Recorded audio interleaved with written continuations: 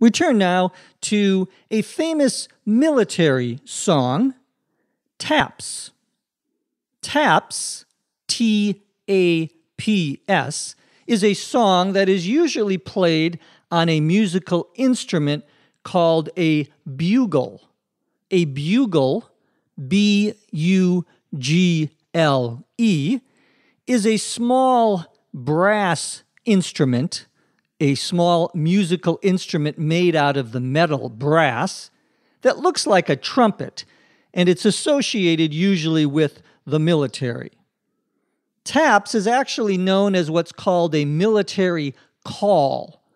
A call, C-A-L-L, in this case is an announcement that something is going to happen.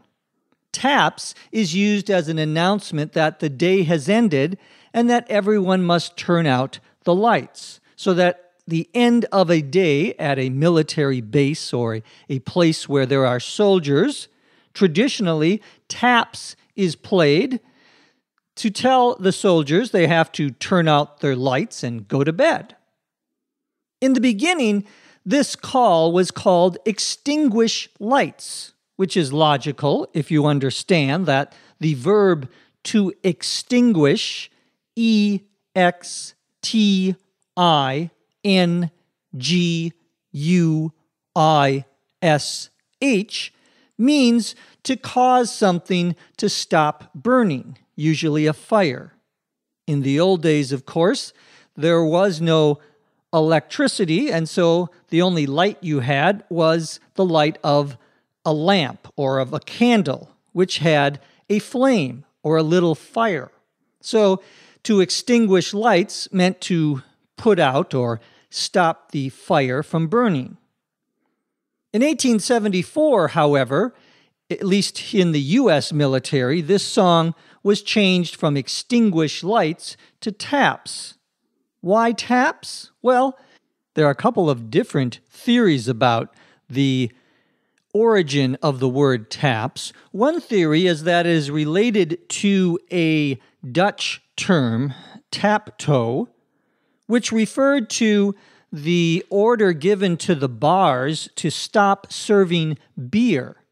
We actually call in English the instrument you use to get beer out of a large container called a barrel or a keg, a tap. So taptoe meant close the taps, that is, stop serving beer so the soldiers can go back home and sleep. Some say that the word tattoo in English is also related to this same Dutch expression.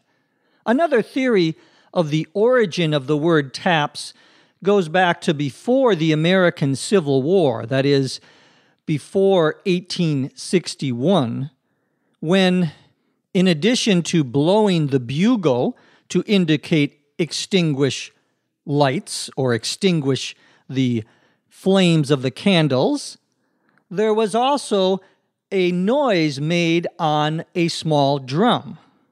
Now, to take what is called a drumstick, a long piece of wood, and hit it against a drum is to tap the drum. So you can see the connection or the possible connection there.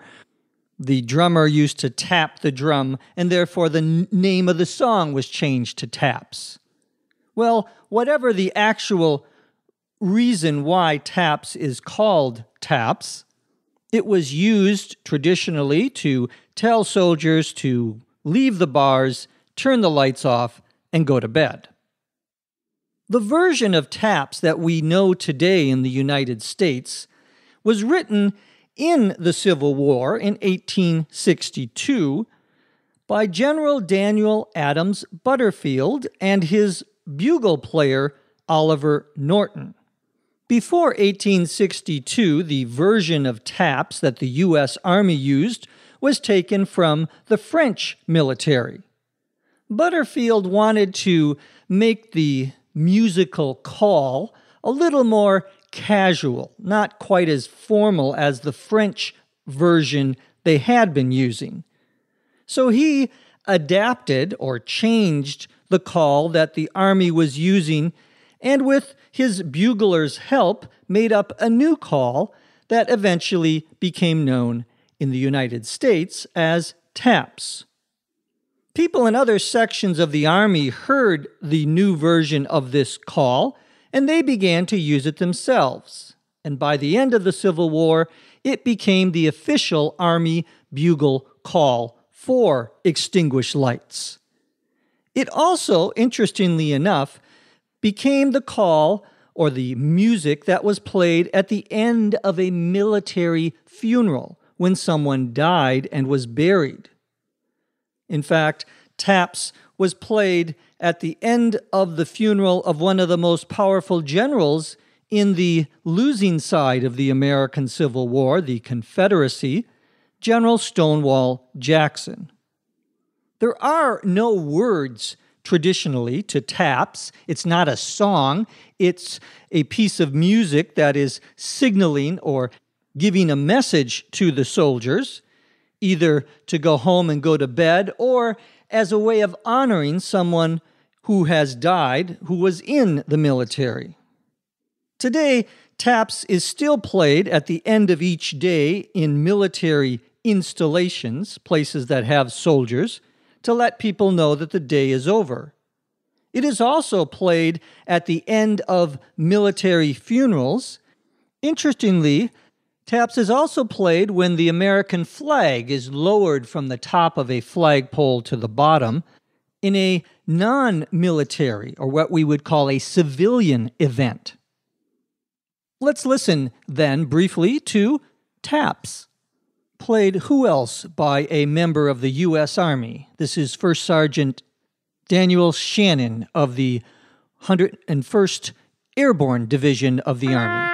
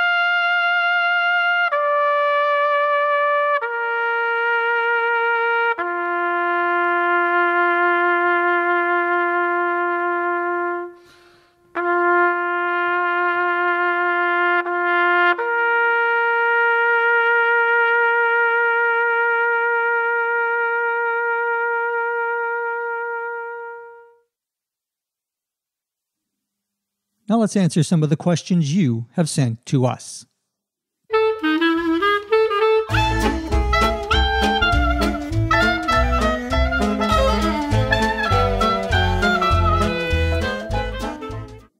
Our first question comes from Robson, R-O-B-S-O-N, in Brazil. Robson wants to know the difference between report and paper, especially when we're talking about school or school assignments, things that students have to do. Both report and paper could refer to the same thing. A teacher tells the students they have to go home and write a long document about a certain topic. It could be 2 pages, it could be 20 pages. The students then have to go home or go to the library and look up or investigate information and then write a paper or a report. So in many cases, it means the same thing. However, there are some slight differences in other contexts. A report could also be something that is done in a business setting, for example. If I am working for someone who wants to get a lot of detailed information about a certain topic, the person may tell me to write a report. That could be 10 pages, it could be 100 pages. That report would contain specific information about a certain topic or groups of topics.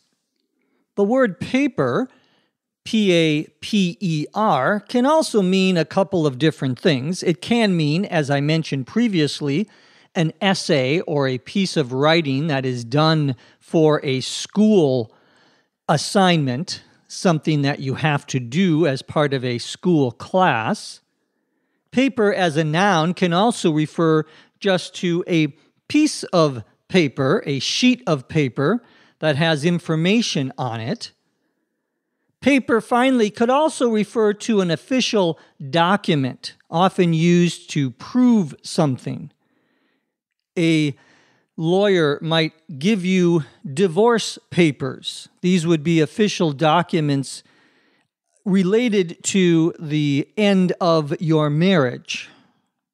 One hopes that that wouldn't be a surprise if you receive them.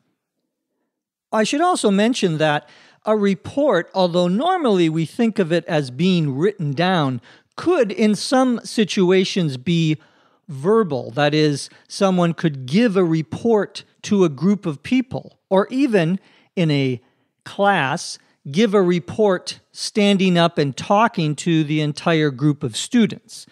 So we sometimes distinguish between a written report and an oral, O-R-A-L, report. An oral report is when you stand up and talk. A written report, of course, is when you write things down on a piece of paper. Although nowadays, you could just write them on your computer and send them to your teacher via email. Our next question comes from Gaddafi, K-A-D-H-A-F-I. The question has to do with two words common in the business world: internship and externship. An internship, I-N-T-E-R-N-S-H-I-P, is when usually a student or recent college graduate goes to work in a job for a short period of time to get experience in that kind of work. An internship could be a couple of months during the summertime. It could be even longer. It could be up to a year or more during the college career of the student, or just after the college student graduates, finishes his studies. Some internships are paid, that is, the person gets money for working. Sometimes they are unpaid. The person works at the company just to get the experience. Young people, of course, don't have a lot of work experience, and internships are often good ways for people to get experience in a certain kind of work. Many companies also use internships to decide on whom they want to hire, to whom they want to give a regular, full-time paid position to. The person who works in an internship is called, of course, an intern. The term externship, E-X-T-E-R-N-S-H-I-P, is much less common. An externship is actually very similar to an internship, and many people don't even use this term externship, but there are apparently some differences. An extern, a person who works in an externship, usually works for a much shorter period of time. Sometimes an externship can be just 1 day or 1 week, whereas an internship is usually at least a month and often several months long. An extern also differs from an intern in that, in many cases, the extern doesn't really do anything at the job, but is simply watching someone else do his or her job, what we would call job shadowing. To shadow, S-H-A-D-O-W, is to go behind someone else or to be very close to someone else observing what that person is doing. Externships are almost always unpaid, whereas internships can be paid or unpaid. Finally, Ricardo, Ricardo, from Portugal, wants to know the meaning of the verb to march, M-A-R-C-H. Ricardo came across or saw the sentence, he marched her up in front of the class. To march someone means to take someone, often by the hand or by the arm, and lead them up to a certain place. Perhaps because you are angry with that person and want the person to leave, or because you want to discipline someone or somehow punish another person. If your mother marched you out of the door, you can imagine that your mother wasn't very happy with you. She took you by the arm, or she put her hand on your back, and she basically made you walk out the door. Perhaps you were doing something wrong. I don't know. This never happened to me because I was an angel when I was a young child. Yeah, I never did anything wrong. Well, that's what I remember anyway. I've been giving you the definition of to march when it's used with a direct object after it, such as a person. I marched him out the door. However, the verb can also be used to talk about a group of people all walking in the same direction and in the same manner. We sometimes think of groups of soldiers, people in the military, as marching, especially in a formal parade, in a formal demonstration of the perhaps power of an army. We've all seen on television, or perhaps have witnessed in a parade, a group of people marching. Everyone is in a straight line, and everyone is walking in the same way. That's also another definition of the verb, to march. To march as a verb can also be used to describe a group of people who are walking, but not in an organized way, but rather as a way of protesting something, as a way of complaining publicly about something. A large group may not like a certain politician, and so they will have a march in the capital of the country, where everyone will walk through the streets with signs and yelling certain things about the politicians or about the government. That's also a possible use of the verb to march. The noun march can describe that entire event of protesters walking on the streets, shouting and holding signs. I've never been to a march myself. I have tweeted my complaints, however, about politics. I'm not sure if that's the same thing.